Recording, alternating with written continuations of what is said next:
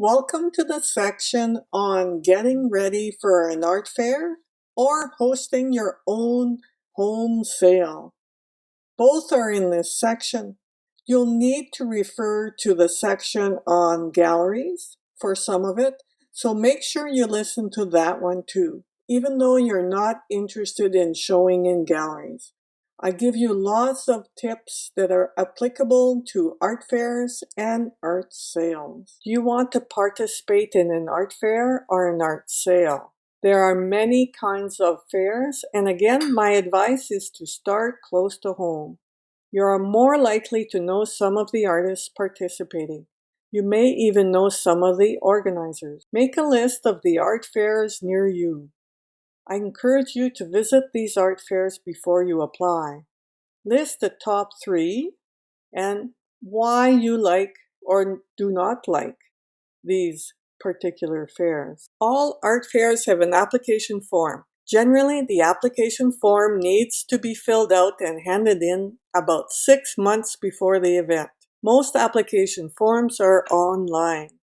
Check out the form before the date you need to hand it in. The forms usually take a long time to fill out. Allow a lot of time for this process. Have the material they want ready before you actually fill out the form. This information needs to be loaded electronically. Just click and load the information on their forms. Have good visual material ready. Good JPEGs of your work are a must. Each JPEG should have your name, title of your work, the medium, the size, and the price.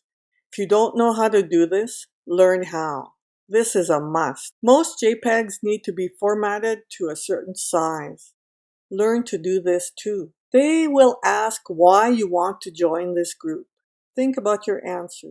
Craft it with as much care as you did your artist statement.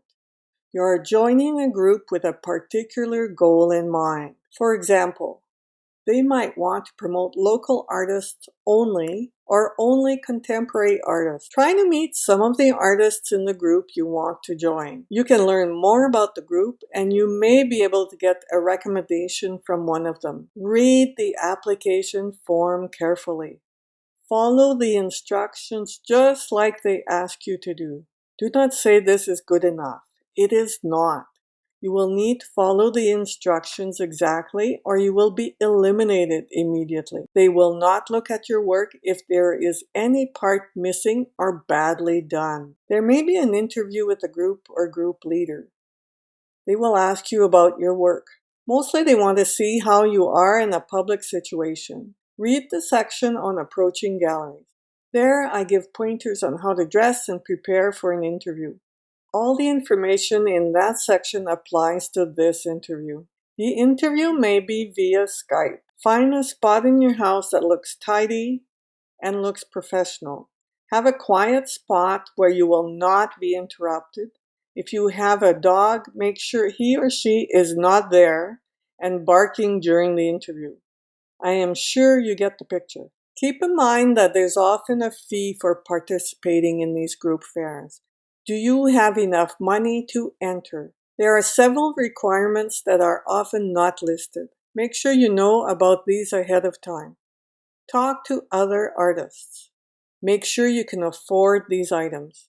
You will need to supply a list of works you will show and make sure that they have a price next to them. You will need to make labels for each work listing the title, medium, and price. You will need to create these ahead of time. It's a good idea to have a logo on your labels. You are creating your brand this way. You may be asked to share your mailing list with the group. They will invite your clients, or they might ask you to do the promotion yourself. Do you want to host your own show or open house? You can create your own art show by inviting people to your studio.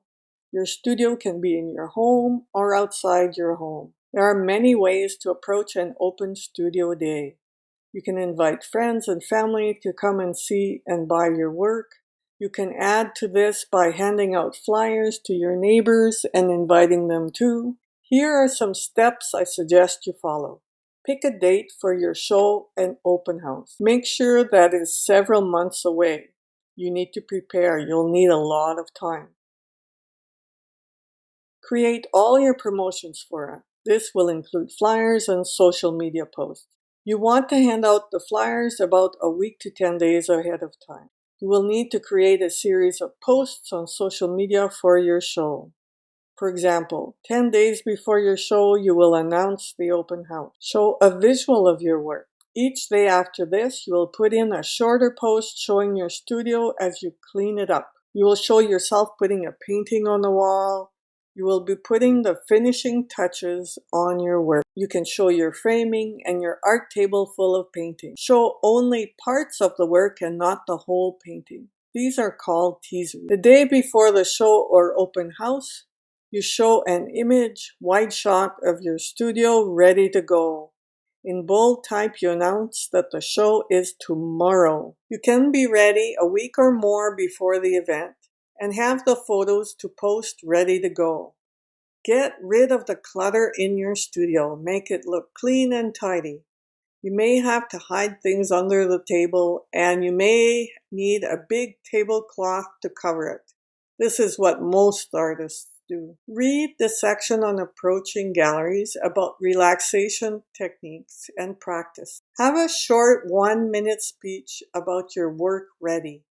Practice this ahead of time in the mirror. When you're done, practice smiling without looking nervous or stressed. Make yourself look casual and relaxed. Put on soft music in the background. Keep it low so you don't have to yell to talk to people that come visit you. What if only a few people come? This is a possibility. Be nice to those that come.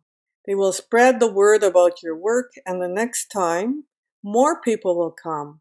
Word of mouth is the best way to spread the word. A smile will win more hearts than anything else. Your first clients will be your loyal ones. Keep an upbeat attitude. Praise the ones that came. Here's something to consider. Ask the clients that do come to your show or open house to write a short comment that you can post on social media. Ask permission to put their name on it. If they don't, just put in the quote. Today, one of my clients said. These testimonials are important. Add them to your website. Add them to your blogs.